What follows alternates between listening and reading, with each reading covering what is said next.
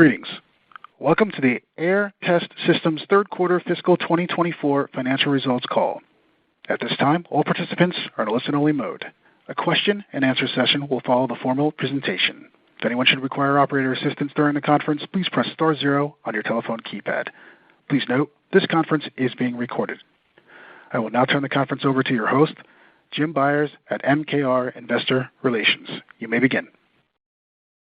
Thank you, Operator. Good afternoon, and welcome to Aehr Test Systems' third quarter fiscal 2024 financial results conference call. With me on today's call are Aehr Test Systems President and Chief Executive Officer Gayn Erickson and Chief Financial Officer Chris Siu. Before I turn the call over to Gayn and Chris, I'd like to cover a few quick items. This afternoon, right after the market closed, Aehr Test issued a press release announcing its fiscal 2024 third quarter financial results. That release is available on the company's website at aehr.com. This call is being broadcast live over the internet for all interested parties, and the webcast will be archived on the Investor Relations page of the company's website. I'd like to remind everyone that on today's call, management will be making forward-looking statements that are based on current information and estimates and are subject to a number of risks and uncertainties that could cause actual results to differ materially from those in the forward-looking statements. These factors are discussed in the company's most recent periodic and current reports filed with the SEC. These forward-looking statements, including guidance provided during today's call, are only valid as of this date, and Aehr Test Systems undertakes no obligation to update the forward-looking statements. And now I'd like to turn the conference call over to Gayn Erickson, President and CEO. Thanks, Jim. Good afternoon, everyone, and welcome to our third quarter fiscal 24 earnings call. Thanks for joining us today. I'll start with a quick summary of the quarter and spend some time to address what we're seeing across key markets Aehr is addressing for our semiconductor wafer-level test and burn-in systems. We've actually had a lot of questions in the last couple of weeks and also feedback coming in. So our plan is to take some time to cover all of the markets that we're addressing, and then we'll open it up for questions. As we discussed in our second quarter earnings call, we'd seen several push-outs of forecasted orders by current and new customers that impacted our fiscal year revenues. We believe that this was due to two key factors.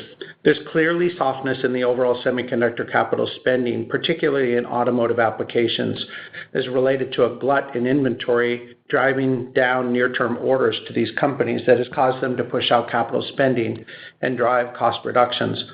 Multiple companies, including the companies we had expected orders from, have publicly discussed inventory-related headwinds in their public earnings calls and press releases. In addition, we've seen specific shifts in order timing of our equipment used for wafer-level test and burn-in of silicon carbide power semiconductors used in electric vehicles. In just the last 2 weeks of the quarter, we saw delays in orders for silicon carbide systems with customer-requested ship dates within the quarter, as well as a last-minute push-out by a customer of a system in our backlog. The net effect of this was a significant shift in revenues out of the third and fourth quarters. Until this time, we'd been hearing from those customers that their silicon carbide-based capital investments were not being impacted. It's now clear that the recent overall softness in semiconductors and the impact of shifts in electric vehicle introductions and ramps are impacting our bookings and revenue forecasts more than we understood only 2 months ago at our last earnings call. We now expect this to last for another quarter or two before the orders resume, based on the latest roll-up of direct forecasts from over a dozen silicon carbide companies. Due to this, last month we revised our guidance for our fiscal 24 year-end ending May 31st, 2024 to be greater than $65 million in total revenue and net income of at least $11 million, which we're reiterating today. We still expect to finish this year with annual revenues that are near or above our full-year record. Our discussions with customers indicate that the key markets Aehr is addressing for semiconductor wafer-level test and burn-in have significant growth opportunities that will expand this year and throughout this decade, and we're seeing increased customer engagement in each of these markets. We've also seen a recent strengthening in the silicon carbide market for electric vehicles outside the U.S. in what appears to be a shift in market share of electric vehicle suppliers. This clearly includes Asia, where we recently had an extensive and very productive visit with a significant number of silicon carbide suppliers and electric vehicle suppliers. On today's call, I'll discuss each of the major market segments Aehr is addressing for wafer-level burn-in of semiconductors, which include silicon carbide, gallium nitride, silicon photonics, and memory semiconductors, as well as tee up an opportunity we hope to discuss in the coming months. I'll also include the trends we're seeing in Asia EV suppliers and impact on silicon carbide and Aehr's opportunity to address this market. According to market forecasts, including the Semiconductor Industry Association, the semiconductor industry expected to grow from $600 billion in 2022. And by the way, we apologize. Someone noted that was incorrectly noted as million in our press release, so we'll get that corrected, to over $1 trillion at or around 2030. This acceleration is coming from mega market drivers including artificial intelligence, green energy and decarbonization, and IoT-based digital transformation. Increased reliability concerns about semiconductors and a growing number of mission-critical applications, as well as more multi-chip modules or heterogeneous integration with multiple devices being assembled together in a single package, are driving the need for wafer-level burn-in. At semiconductor industry conferences around the world, we're seeing an increased focus on moving test and burn-in to wafer level before these devices are put into multi-chip packages or modules. These favorable macro trends are driving the business that drives Aehr Test and include the following. Silicon carbide power devices going into high-density modules for power conversion in electric vehicles. Gallium nitride power semiconductors going into automotive, solar, and other industrial applications where reliability and safety are critically important. Silicon photonics, where photonics integrated circuits are being put into transceivers for data center infrastructure and optical chip-to-chip communication of CPU, GPU, and AI processors to address the insatiable data storage and bandwidth needs of these applications. And memory devices, whether stacked die for solid-state disk drives to use in enterprise and data storage, or with AI processors, again, to address the ever-increasing need for memory density and bandwidth of these applications. Now let me touch on each of these briefly, starting with silicon carbide market. While we remain cautious looking ahead to the next quarter or two, we're seeing signs of improvement in the silicon carbide market. Last week, we announced an order from a new customer for our FOX NP solution for engineering qualification small-lot production of their silicon carbide power devices. This customer is a multi-billion-dollar per year global semiconductor company with locations across Europe, Asia, and the Americas, and has a wide range of automotive products and is entering the silicon carbide market to address several applications that include automotive, industrial, and electrification infrastructure. This customer sees the enormous opportunity for silicon carbide power devices and has told us they plan to transition to our FOX XP multi-wafer test and burn-in systems as they ramp to high-volume production. This is the third straight customer in a row for silicon carbide for us that is primarily focused on applications other than EVs. These additional applications expand our market opportunity beyond the 4.5 million 6-inch equivalent silicon carbide wafers that William Blair forecasts will be needed per year by 2030 just for electric vehicles. These new applications are driving an additional 2.8 million 6-inch equivalent wafers annually by 2030 to address industrial, solar, electric trains, energy conversion, and other applications. Interestingly, this is also the third customer row that did not need to see their wafers tested on our system before they moved forward to purchase from us. I've mentioned this before, but the need for testing before purchase was essentially a requirement with our early customer engagements, and it's clear that many of our potential new customers have become much more comfortable moving forward with Aehr simply on our assurances that our solution will perform as committed. This allows the customers to accelerate their time to market. Of course, we're still happy to engage with customers if they want to see their wafers tested first. We still have yet to lose a prospective customer after demonstrating our test and burning capabilities on their wafer and have never lost a head-to-head evaluation to a competitive product since introducing our FOX NP and XP configured with the silicon carbide and gallium nitride test resources. While we are seeing the impact of the slower adoption of battery electric vehicles than most imagined a year ago, our initial wins and ongoing qualifications at multiple device manufacturers drive our optimism from a longer-term perspective.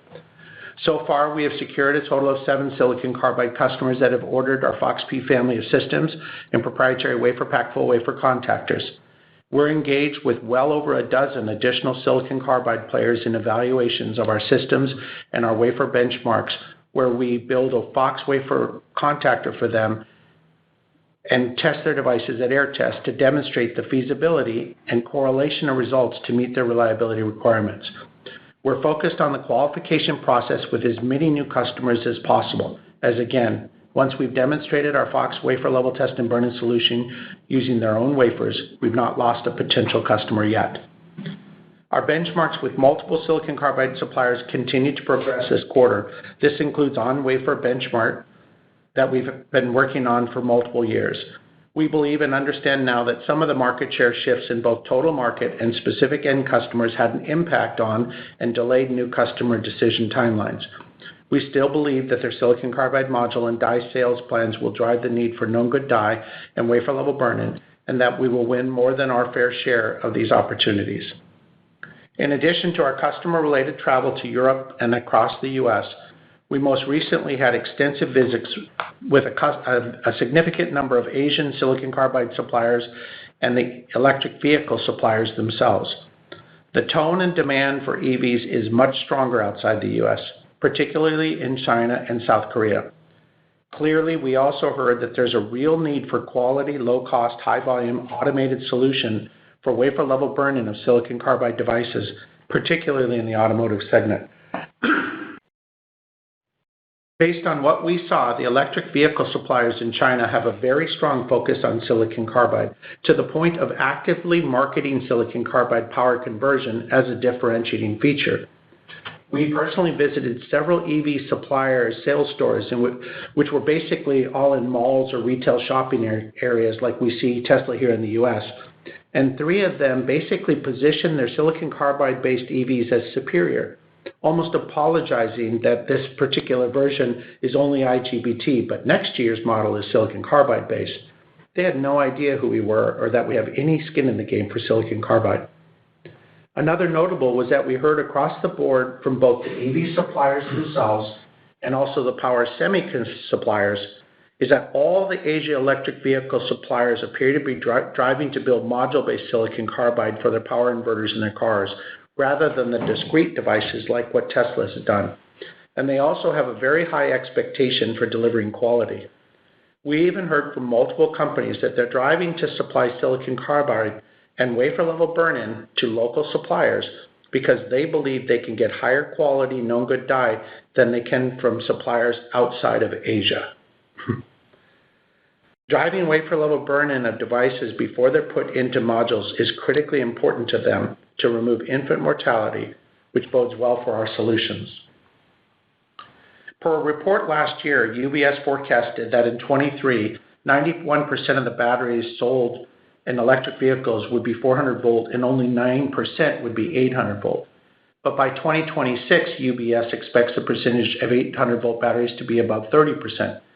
The report also focused on the progression of electric vehicle batteries from 400 to 800 volt, which is generally recognized by the industry where the silicon carbide is mandatory to get the range and recharging speed consumers are demanding. This is why it appears so many silicon carbide suppliers are timing their major ramps to be in 2025 and 2026 timeframe. So in the next couple years, we expect Aehr to benefit from both an increased number of electric vehicles being sold, as well as a significant increase in silicon carbide needing our solution for those electric vehicles.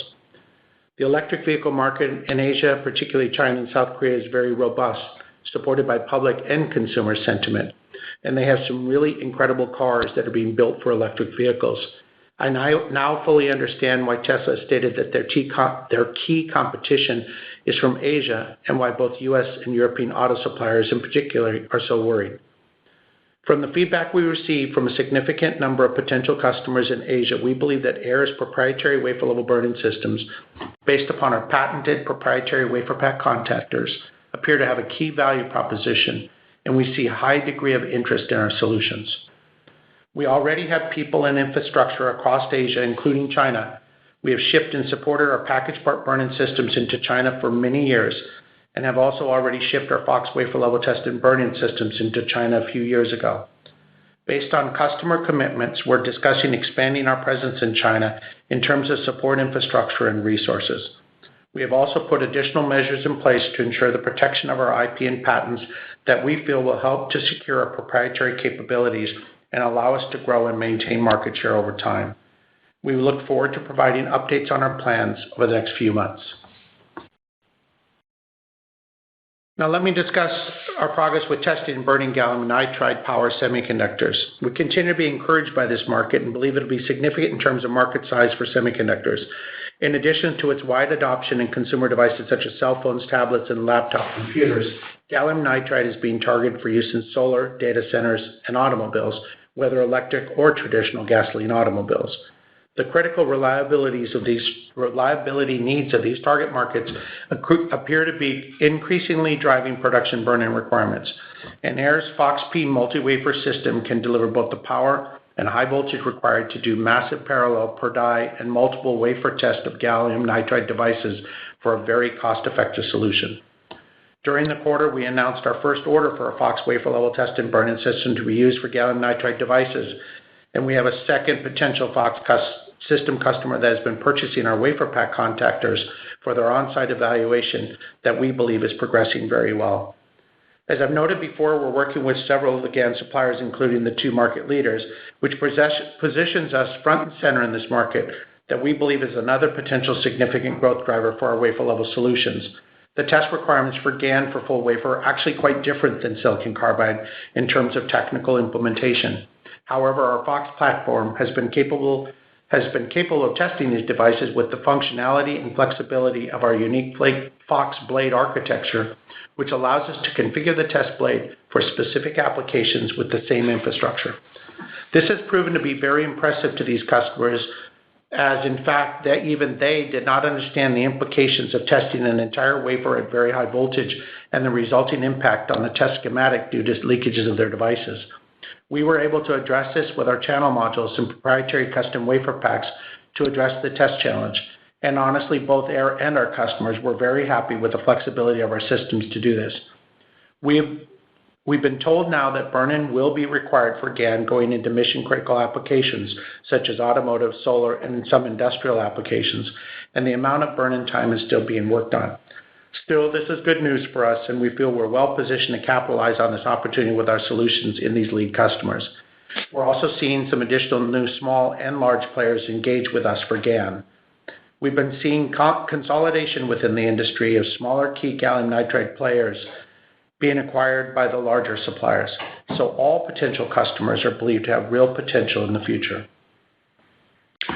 Turning to silicon photonics, which are silicon-based semiconductors with integrated photon or light-based transmission of signals within and into and out of the silicon via laser photonic emitters and photonic receivers. We're very excited to have shipped during the quarter and ahead of schedule the first order from a major silicon photonics customer for our new high-power configuration of our FOX XP system for volume production wafer level burn-in and stabilization of next-generation silicon photonics integrated circuits. This new high-power configuration expands the market opportunities of the FOX XP system and is configured to enable cost-effective volume production test of wafers of next-generation photonic integrated circuits, which are targeted for use in the new optical I/O or co-packaged optics market for chip-to-chip communication. As we discussed before, companies such as AMD, NVIDIA, Intel, TSMC, and GlobalFoundries have all announced plans for silicon photonics integrated circuits and integration of these in packages with other devices such as CPUs, GPUs, and AI processors. Our FOX wafer level test and burn-in solution with our proprietary WaferPak full wafer contactors are a great fit for the silicon photonics market. These next-generation silicon photonics-based integrated circuits can require up to 2 to 4 times as much power for full wafer test burn-in and stabilization. Our new FOX production system configuration, which can be used to test and burn in these new optical I/O devices, expands the market opportunity of the FOX XP system even further. In addition, the power and functionality of lasers used to transmit data are critically important to the performance of the communication channel. And Aehr solutions not only weed out early life failures, but also improve the performance of the device through what the photonics industry refers to as stabilization. During the first day or two of normal operation, the laser output characteristics change in an exponentially decaying manner and must be stabilized until the decaying stops before the final product can be tuned to meet its performance specifications. Aehr can do this across an entire wafer of fully integrated photonic integrated circuits with embedded or attached laser emitters. Aehr currently has 6 customers using our systems for production tests of their silicon photonics devices, 5 using our NP and XP systems for wafer level test and burn-in, and 1 using both systems for engineering production burn-in of individual singulated die and modules using our proprietary DiePaks. While the timing of these devices and volume ramps are not publicly clear, we remain very enthusiastic about the silicon photonics market and are watching this market very closely. We continue to work with some of the leaders in silicon photonics to ensure that we have the products and solutions available to meet their needs for this potentially significant market application. Now on to memory. According to the average of multiple market forecasters in 24, memory semiconductors will make up over 50% of the total semiconductor wafers shipped in the whole world. This is approximately half NAND flash memory and half DRAM. We are making continued progress in our ongoing discussions with multiple memory suppliers. We see the memory market as a significant opportunity for us to deliver wafer-level burn-in solutions to help memory suppliers meet their reliability and quality needs, particularly with stacked die applications. During the next year, we're driving for our first on-wafer benchmark in partnership with a leading NAND supplier using our proprietary WaferPaks and FOX wafer-level test and burn-in system with our new fully automated WaferPak aligner. We see an initial opportunity for test in NAND for solid-state disk drives used in enterprise and data storage, where Aehr can deliver compelling cost-effectiveness and also weed out infant mortality issues before multiple die are put in a single package. Longer term, we believe DRAM will be a critical target market for our systems, particularly as the percentage of DRAM going into multi-chip modules such as GPUs, CPUs, and AI processors increases. Now I want to spend a minute on the overall artificial intelligence semiconductor market. I've already discussed how we're working with silicon photonics suppliers for their plans at integrating silicon photonics as optical communication transceivers and devices, including AI processors. We also see co-packaged, quote, memory in AI processors as a key driver for wafer-level burn-in of DRAM for these devices. We also see a significant opportunity for the AI processors themselves. Our new high-power FOX system that we discussed for optical I/O semiconductor burn-in, the FOX XP multi-wafer production system we began shipping last month, is the world's highest power per wafer system on the market, and it handles up to 9 wafers at a time, also unprecedented in the industry. This system is capable of testing up to full 300 millimeter wafers of processors, up to several thousand watts of power, and over 2,000 amps of current on each of 9 wafers in parallel.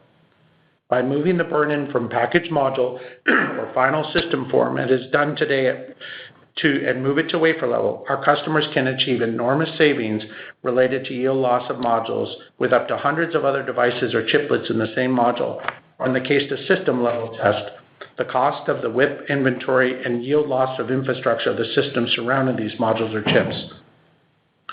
The wafer-level burn-in challenges we're working on include putting extremely high currents onto the wafer without damaging the wafer or the contactor, thermal management of the high-power devices with very high leakage currents associated with the high burn-in temperatures we can apply, and automation and handling of these very expensive wafers built on the most state-of-the-art logic process geometries in the world.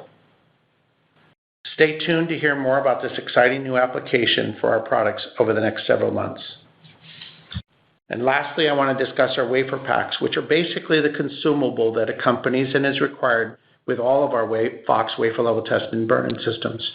We continue to be very pleased with the continued stream of new designs for WaferPaks. Our new design volume has almost doubled this year compared to last year, as we're seeing more and more designs spanning silicon carbide, GaN, silicon photonics, and other applications. As a result, our customers are buying additional WaferPak contactors for these new designs, highlighting the recurring revenue part of our business. As we've noted before, our proprietary WaferPak contactors are needed with our FOX wafer-level test and burn-in systems to make contact with the individual die on the wafer and are designed specifically for a given device. As our customers win new designs from their customers, Aehr eventually secures orders for new WaferPaks to fulfill these new wins. With each new design, our customers will need enough new WaferPaks to meet the volume production capacity need for those new devices.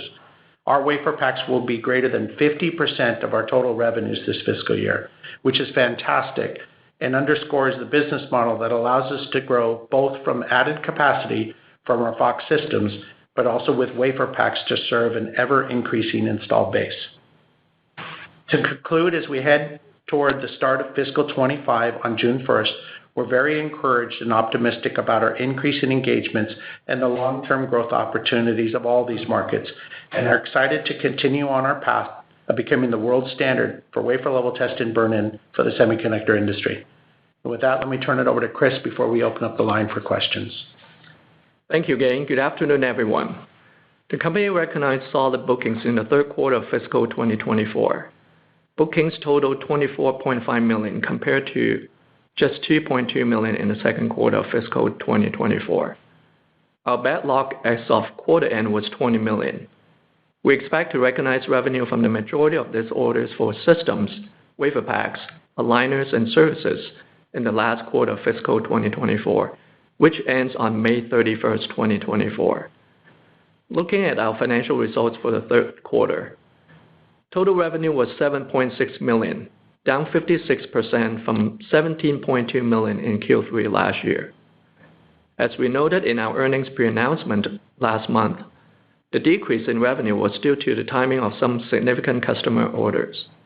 In just the last 2 weeks of the third quarter, we saw delays in a couple of customer orders that had planned shipments in the quarter, as well as a last-minute push-out by a customer of a system in our backlog from the fiscal third quarter to the current fiscal fourth quarter. WaferPak revenues were $4.8 million and accounted for 63% of our total revenue in the third quarter, which is higher than 37% of total revenue in the prior year's Q3. Customers typically buy WaferPaks from us subsequent to purchasing their new FOX systems. Additionally, customers also buy WaferPaks from us as they change their chip design for smaller and more efficient devices for their OEM customers. We're seeing continued momentum for new WaferPak designs from both our existing and new customers as they look to meet their end customer and market requirements. GAAP gross margin for the third quarter came in at 41.7%, down from 51.6% in Q3 last year.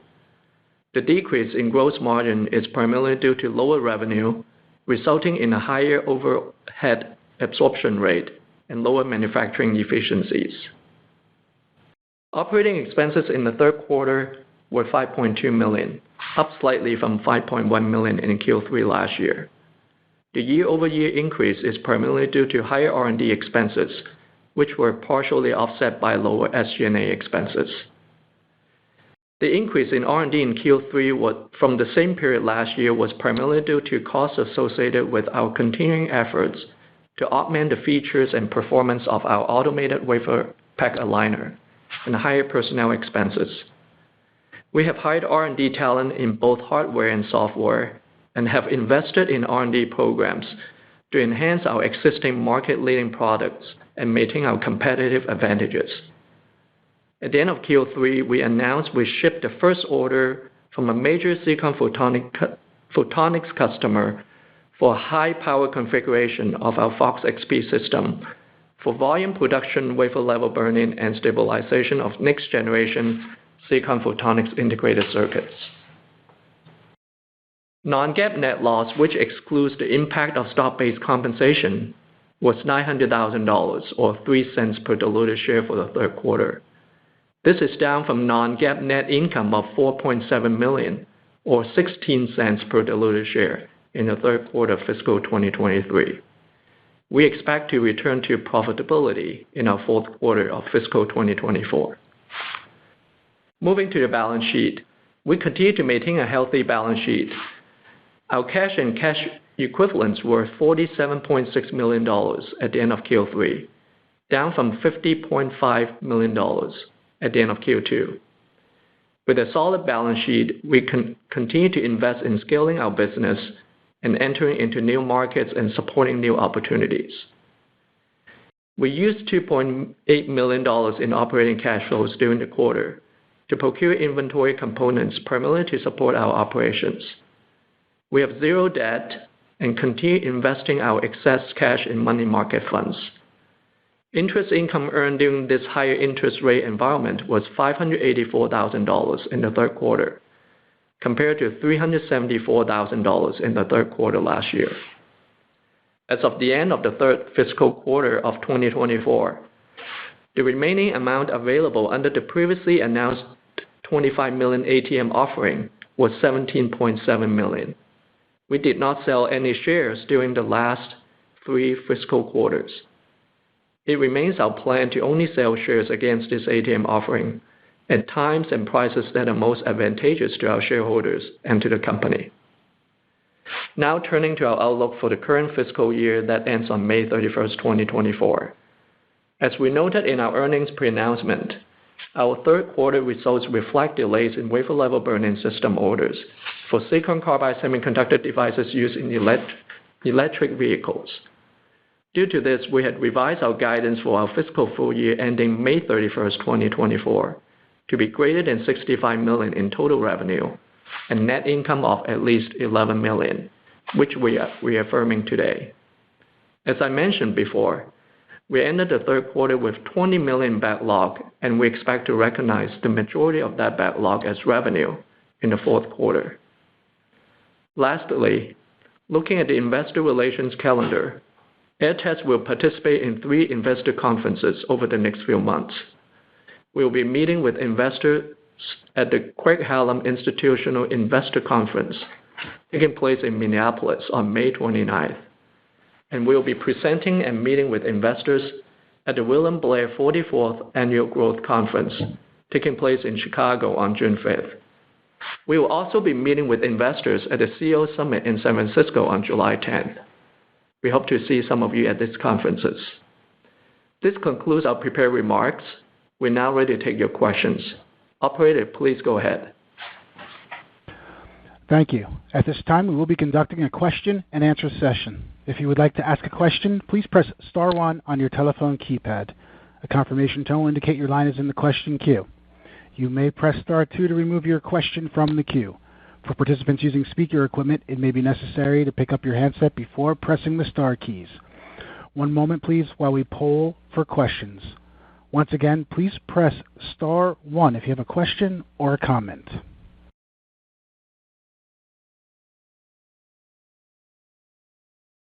Our first question comes from Christian Schwab with Craig-Hallum. Please proceed. Hey, guys. Thank you for all the details gained on other target market opportunities. I just had a few questions, regarding the silicon carbide electric vehicle opportunity. As you're looking into calendar 25, or I guess next fiscal year 25, I guess it wasn't necessarily clear to me. Do you guys have any idea of are you expecting to see material revenue again next year from your historically largest customer, and how do you see the different customers? I know you kind of put in the press release different time frames. So I'm just wondering if you could just make that a little bit more clear. I mean, at this point, normally we're not really talking about next year. We'll do that next call. But let me just still give you some insights, because we certainly have visibility. A lot of it was, candidly, some of the same numbers just pushed out in time. So at the same time as I say, well, they're familiar to me, we need to at least put the caveat, yeah, but they pushed them out before. So I'm not foreboding anything. I'm just way more gun shy now of believing everything the customers tell me, if you will. But right now, yes, we do believe that next year we'll be getting material revenues from actually, I believe all of our customers are expected to be taking revenue next year, including our largest historical one. We believe we'll be adding some of the key customers, candidly, some that we thought we were going to be closing by now. that we still have optimism and, based upon our current assessment of their needs, our competitiveness, the lack of a competitor for that specific application, we think we can win them. And obviously, as you win them, you can have more visibility as to really what's going on. I think the other piece of this is that, candidly, our trip across several countries in Asia, and probably the most notable would be in China, was, really encouraging. If you spent your whole life living in the United States, listening to the news on electric vehicles, candidly, it's not, I think we're all reading it, it's very different. And I saw a segment the other day, CNBC reporter was following around Yellen, and she was making comments about what she felt and saw with the EVs. And, you look around Shanghai and it's like, is there really more than 50% of these cars are EVs? And we were taking pictures of it, and it's just a very different tone there, and it's just a much more positive thing everywhere. And in the U.S., it has sort of this wet, blanket over it that I think is placed in more political, but I don't want to get into that, okay? But nevertheless, as you look around, it's pretty encouraging. And again, we talked about these other markets too, but you were talking specifically about silicon art EVs. I do believe there's a lot of fabs that are being built. There's people that we believe have the inside scoop. It's kind of odd. We have some insight through the OEMs themselves as to who their favorite vendors are. Obviously, we can't share what that is, but that gives us a little bit more confidence in who we should be partnering with as well. So I know that right now, candidly, nobody wants to hear about silicon carbide and EVs, but it's still going to be a good business for us going forward, but it's certainly not going to be the only one for us. Okay? And by the way, when I say 25, I actually mean fiscal, so, ratcheting on me in June. But, I think that a lot of that, when we talk about the 25, 26 model years, those are, I don't even know exactly, EVs aren't the same as they used to, but there's clearly people ramping up for high volume production of a bunch of new cars, by next summer. Great. And then on a follow-up on China, would you anticipate, seeing, measurable revenue from that marketplace in the next fiscal year then?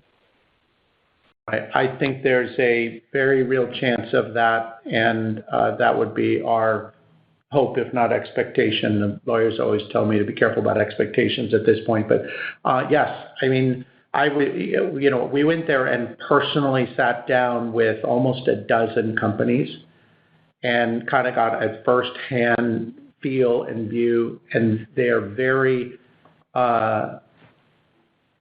aware of silicon carbide, of what the quality is, what the issues there are with respect to the manufacturing material defects, why you need burn-in, how long you need to do it for, what are the burn-in requirements.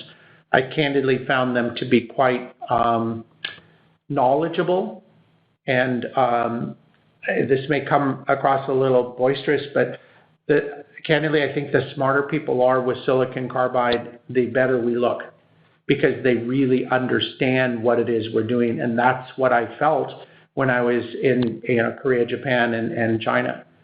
So to some extent, they have learned this enough, and then they are now being much more clear about why they need wafer level burn-in and what they're looking for. And that bodes well, because I truly believe we have the best solution on the market. And then my last question, again, and just to follow up on the China market, is that something that you would address with a direct sales force, or would you partner with somebody local for distribution? Yeah, a little both, and we've already done that. I think we have a dozen customers in China. Most people don't remember that, but if you go back and look, we had a bunch of ABTS systems that were sold all over China with us, a FOX system. So we have local Aehr employees there, both sales, applications, and infrastructure.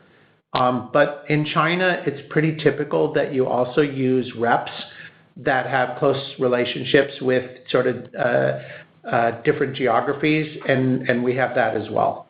So they would get, a specific commission on a sale. And that's, I think, almost everything we've sold in China has had some of that. Not all of it, but most of it.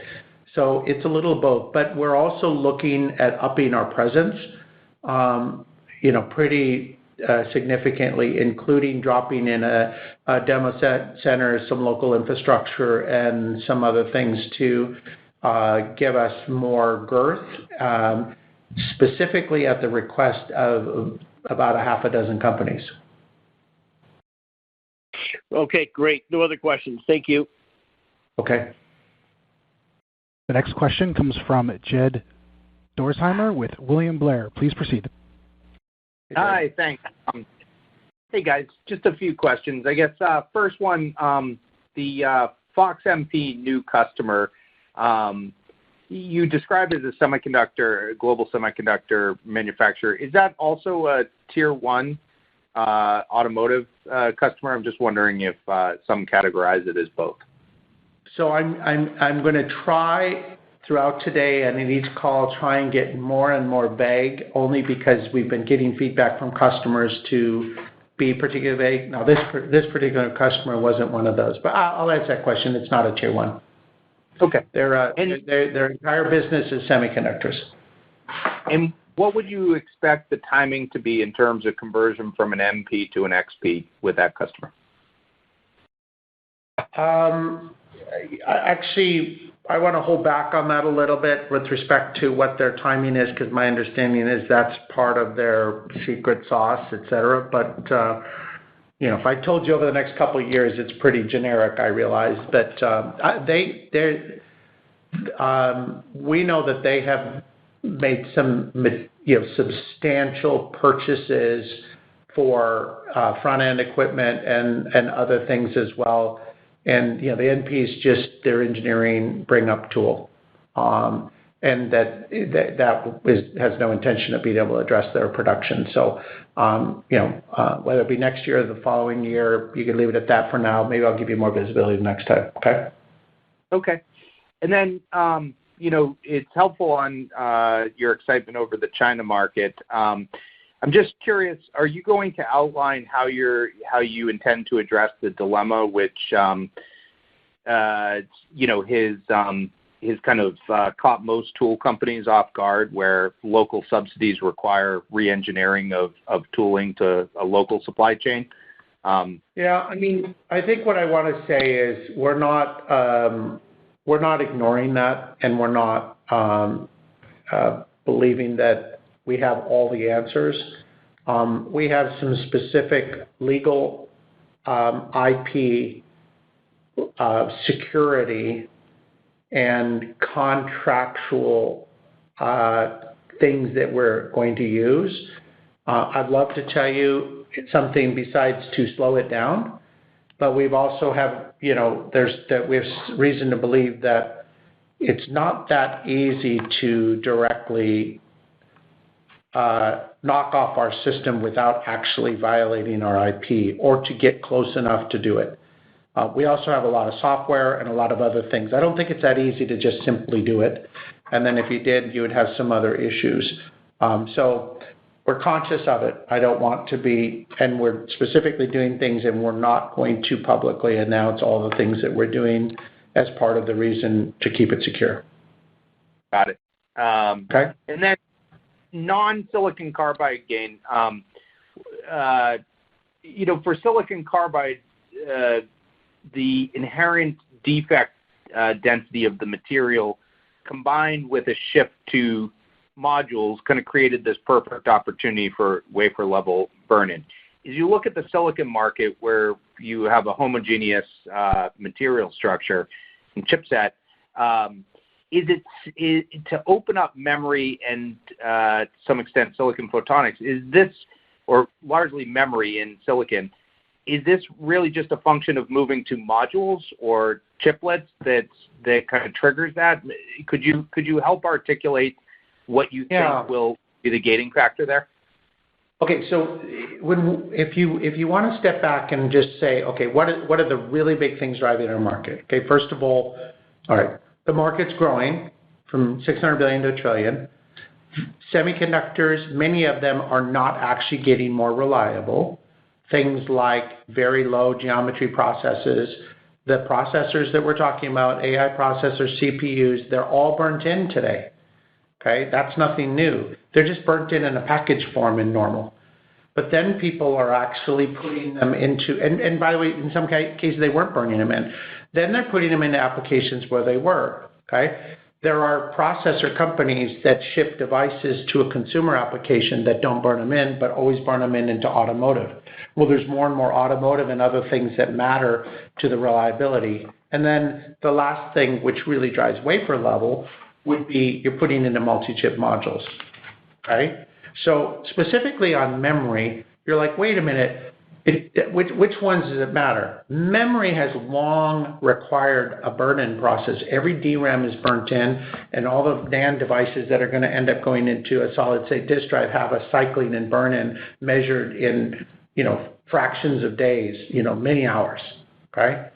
So that burn-in, if you're looking for opportunities, you look for the devices that themselves need burn-in. Okay? Silicon photonics, every single device is burnt in. Doesn't matter where, it needs to be burnt in. Then you're looking for maybe discontinuities where large volumes are going to a new application where it matters. And, if you look back, it's been 20 years now, but everything that drove the test business in the early 2000s was consumer. Consumer. I remember that was everything that mattered was always consumer. And now consumer is not what's driving the test requirements. Consumer is sort of left for dead. All of the applications in data, AI, processing, automotive, et cetera, are driving all the test requirements, and that definitely is the case for burn-in. So for memories, it's the data centers, okay? Memories are stacking together, and then they're putting them together. I definitely remember and can talk in great detail about how many die are being stacked into an SSD, and where do you want to burn them in? You should burn them in before you put them into that application. And then now what we're seeing with the likes of the A100, B200 type things, these modules, CoWoS packaging that actually puts a processor, a big old stack of DRAM, a chipset on there. Future would be an optical I/O chipset or something along those lines. Those devices often need to be burnt in. Are you going to burn them in at the module level? The answer is yes. Why? Because it's the only place to do it. Well, that's ridiculously expensive.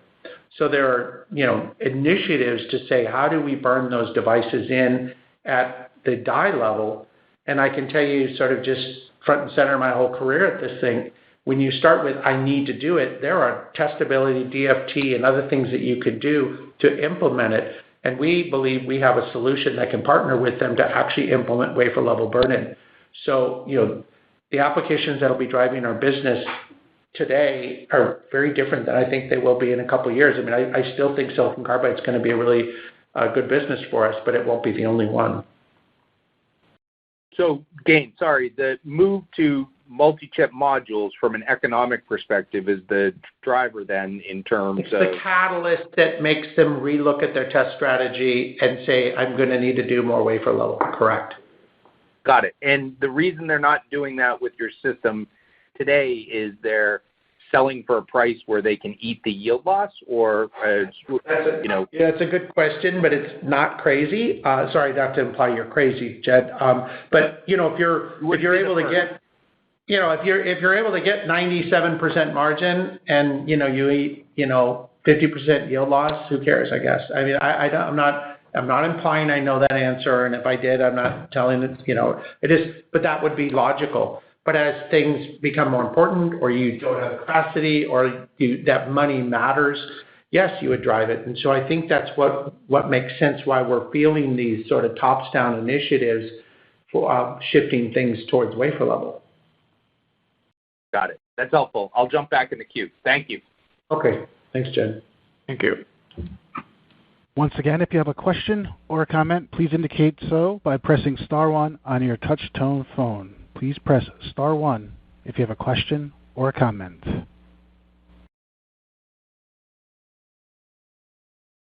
Up next, we have Larry Schlabina with Schlabina Capital. Please proceed. Hi, Gayn. Hey, Larry. How you doing? Hey, According to CEO on his last quarter earnings report, he was really optimistic on what he called the second optical network that's going to be deployed, hooking up GPUs in AI data centers. And since you were pushed to ship your optical I/O production system to get it out as soon as possible, do you have a sense of when this may show up in the marketplace?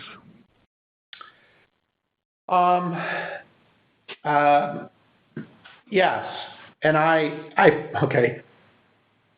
So it's one of the I feel like it's one of the most tightly guarded secrets, okay? And I don't believe that we're even being told everything correctly. That sounds probably, you don't want to hear that, but I think I know more than I can say, and I still know we have everything. What I have mentioned, I think you've heard me in the past, and what I've sort of struggled with, is if you go out and you look at someone like a Yole, who's really smart and understands this optical space very well, okay? And they look at the optical I/O, they're like, well, I'm not sure how big that market's going to be, et cetera, et cetera. It's like, oh, what does NVIDIA or AMD tell you? Oh, they won't tell me anything. Like, you go figure, right? Of course they're not telling them.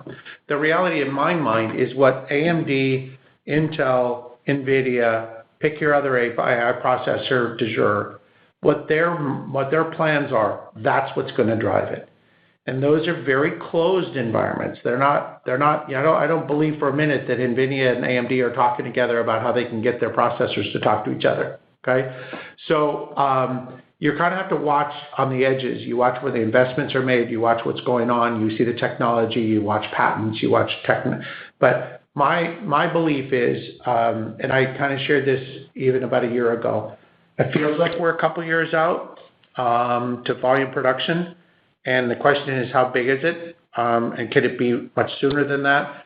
We're enabling that with our solutions and capabilities, and there was a big pull for it. And keep in mind, we also have the same capability on our NP systems installed at customers. So you don't have to see all of the front edge of this simply with new systems, but we would see it with WaferPaks. So there's a lot of design activities that are going on right now that seem pretty interesting to me, but I'm a believer. It makes sense. It is a critical bandwidth. It's going to be a pinch point. I think it's going to be a differentiator with all the AI guys, and it also may have the byproduct of then, expanding the need for more optical even within the data centers. Yeah, he seemed to think it was pretty imminent, whether it was late this year, next year, or I don't know if. I hope he's right, and we'll be ready for it. Okay. Hey, over the last year, there's been tens of billions of dollars worth of memory fabs announced by every memory manufacturer in the globe. Shouldn't you be engaged with them by now if they're going to realize the benefits of your automated XP? To reduce the size of their clean rooms and equipment costs? I mean, shouldn't you have an We are with some, not with all of them. I'd love to be with all of them. I do think there's a little bit of a spread between the NAND and the DRAM guys' timing, just in terms of just where the DFT needs to be for DRAM to be able to actually do wafer level burn-in. But, I think within, again, I'm probably in an odd position as a CEO to be saying this, but personally, I would believe that people will have implemented DFT and low pin count test modes in DRAM similar to what we did in NAND, 15 years ago, before the end of the decade. And when that does, you want to be there and ready for it. So we've been doing things in the background to do that. Be ready for it. It seems like you should have some eval tools at these guys so they can lay out their fabs and realize the benefits of what you can bring to them. Like I said, with significantly smaller clean rooms and less equipment costs, so you can get to a record destination as soon as possible. Agreed. Hey, of the 7 current silicon carbide customers, that you said you have. Is that that's a correct statement, right? You have 7? Yep, 7 that we officially call. Yes, that's correct. Okay. How many of those have bought the XP, the production system? Wow. Maybe half of them. I have to think real fast on that. Well, half is 3.5. Is that 3 or 4?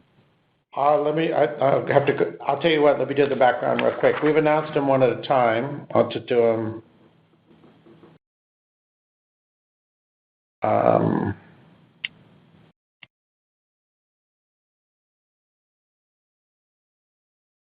think it's 3 XPs and 4 NP type customers. Okay. Gosh, I hope I got that wrong. It might be a 4th. I have to go one more. Go ahead. That's all I have. And all of the NP customers still have given us plans and paths to all the NP customers all plan to do XPs. I don't know if they'll ever buy another NP. They'll only do XPs next. Right, that makes sense. So the long lead item customer that's been running around the block for a couple of years, what do you think is the holdup? Is it because they don't have a large demand for modules yet, full modules? Just their big customer or the big business is in what their package. So I think I have I think we have a pretty good idea, and I'm going to not be able to answer it directly. So I think if you look at sort of what happened just in the shift of the EV from every one of their brothers going to be driving an EV in 4 years to now oh my gosh, is it going to deploy as fast or whatever? That shift over the last 6 months, I think, has really caught a lot of people off guard and made them sort of just look back and assess it and make sure this thing isn't going to go off a cliff. In reality, I think there's some things where the people that were strong will ultimately be stronger. My guess is some of the smaller players that thought this will be fun to dabble in aren't going to, right? You don't want it'll be more fortified. That gives the larger players, which this customer would be one of them, more confidence in their plans going forward. I think there's been things in the OEM space with respect to what kind of commitments need to be made in order to secure fab capacity that is being played out right now. And I think there have been some market shifts in the industry that, can shift around seemingly with no particular impact, but may have impacted us. I know they have. And so, but do you think it might have? Go ahead. Do you think it might have anything to do with waiting for 200 millimeter, then going full throttle with your fully automated systems? Each of the customers we talk to want to ensure that we can do both 6-inch and 8-inch or 200 millimeter. So in that sense, maybe, but nobody is saying, your system only needs to do 200 millimeter. So in that sense, so they won't have to buy multiple WaferPaks. Yeah, we've got some tricks around that as well, but there may be some of that. Larry, and it may be that, okay, why don't we start the line on the 200 millimeter line instead of, there's always process things. I think I can think of some customers where that's the case. But like I said, it's actually interesting. I'm engaged with a customer right now. I want fully automation, 200 millimeter, 200 millimeter, 200 millimeter. It's like, okay, we'll deliver 200 millimeter. Yeah, well, the first wafer is going to be 6-inch. You're like, okay, well, it's an end effector on our automation. It's no big deal. But so, I don't know it's that clean. Sorry. Well, I'm thinking so they don't have to buy a bunch of 6-inch WaferPaks. They'll just go with 8-inch and move forward. Anyway, getting back to memory, did you give a timeline on when you thought you were going to penetrate one of them in terms of eval tool or? In our prepared remarks, I said something to the effect of this year we are hoping to have a on-wafer benchmark process going. That's what we said. I mean, I'm assuming they would want to have an evaluation tool at their disposal. You know, you would have to supply a tech person, but isn't that the way that kind of a business would have to go? Yeah, That's yeah. the way most of it works. I don't want to share all of the way we would have structured the conversations with the, more than one memory customer, just for maybe obvious reasons, because people have slightly different variations of what their expectations are. But candidly and publicly, we're in. I think it's a matter of partnering with those customers, taking it, working with them on their key testability and DFT modes and how they go about their cycling burn-in test, DFT, BIS, low pin count test modes, all things that I spent my whole career at prior to this. Those key differentiations as a vendor you want to say yes to. How can I help? The critical aspects are the low-cost contactor, the full automation and alignment, high performance, high parallelism, very small footprint on, wafer starts per month. So those are critical aspects that we have key differentiation on. And then, working with those customers on their specific and unique test requirements for their particular devices, it would be part of the process. Yeah, that's why you got to get in there before those fabs or fab designs are locked down, so that they can design the fab around your equipment with the smaller clean rooms and whatever. Right? Yeah, I mean, yes and no. I mean, again, I don't want to give. So traditionally, burn-in is considered a back end of test. All of test is considered back end in semiconductors, but burn-in is often done so you could ship your wafers to your back end facility before singulation as well. So if I see a fab is built and they haven't put my tool in there, I'm not saying, oh gosh, I missed it. That's just not true. Okay. I was thinking the sorting on especially flash. The sorting is still in the back in the fab, right? Most of the time, yes. Yep. Yeah. Okay.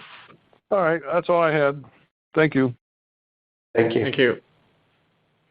If there are any final questions, please indicate so by pressing star 1 on your touch-tone phone. Once again, please press star 1 if you have a question or a comment. Okay. I show no one further in queue. I'd like to turn it back to management for any closing remarks. All right. Well, then we certainly covered enough of the topics in the questions. Hopefully it answered all the people that had sent in. As always, we appreciate your time on here, and we'll look forward to either seeing you at one of the investor conferences or on our next call. That will be Q4 and fiscal year 24 end, so it'll be somewhere mid-July or so. At that point, we'll also be giving guidance for our fiscal 25.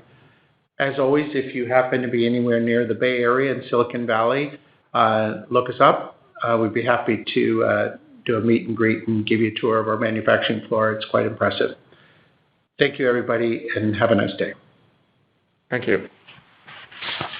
This concludes today's conference, and you may disconnect your lines at this time. Thank you for your participation.